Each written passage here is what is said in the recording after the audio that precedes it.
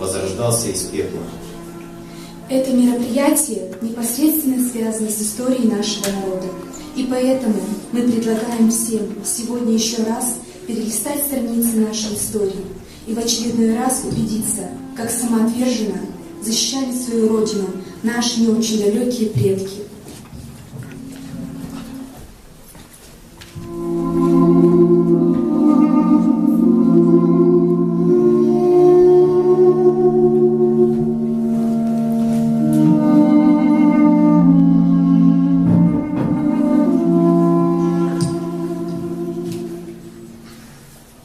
Народная мудрость гласит, что время лечит. Однако бывают такие раны, которые не способны дотянуть до конца. Причем такие раны бередят душу не одного человека, а целого народа. Травмой для ингушского народа явилась сталинская депортация 1944 года. 75 лет прошло с той поры. Сменились поколения. Рухнули великие русские империи. Преобразился до неузнаваемости мир.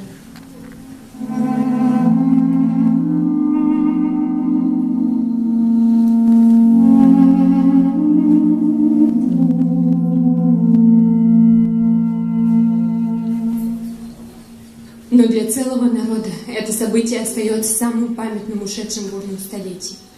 И уж точно никогда не забудут его те, кого с каждым годом остается все меньше. Очевидцы и участники тех событий.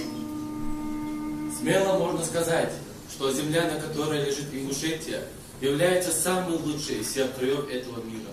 С попытками захватить нашу благодатную землю испокон веков неоднократно проходили вражеские полчища с войной.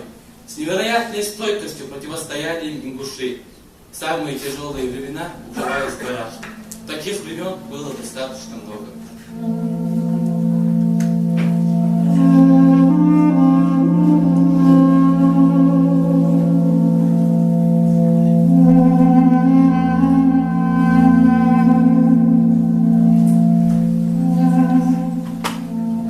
В 13 веке пришли монголы, в 14-м Тимур Хромой. Никогда не сдаваясь даже при самом малом количестве, героически боролись с врагами ингушей. Сражались с его полчищем до тех пор, пока враги не покинули наши земли. Через несколько столетий на нашу землю пришла царская Россия, которая была также беспричинно жестока к ингушам. Много усилий приложила царская власть, чтобы вытеснить ингушей с их земель. В 19 веке ингуши большими группами выселялись в Турцию, обманываемые властью, что в единоверной стране им будет жить легко и вольготно.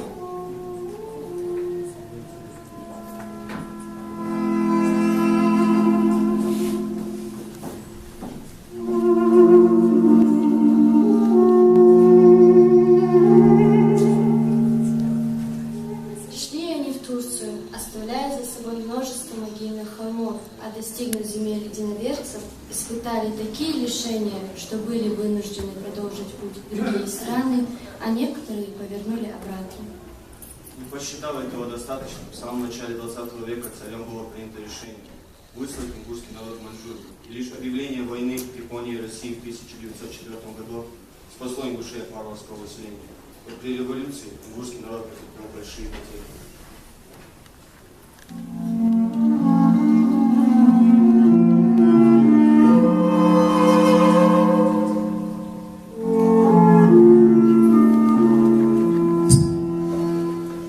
Несмотря на жестокую позицию по отношению к горцам, ингуши всегда верой и правдой служили интересам России. Так и было в период Первой мировой войны 1914-1918 год, когда ингушский полк в составе дикой дивизии храбро сражался на полях Первой мировой войны. Благодаря ингушам в годы Октябрьской революции Кавказ не перешел на сторону белых. Горстка ингушей остановила Деникинскую армию и внесли большой вклад в победу большевиков на Кавказе.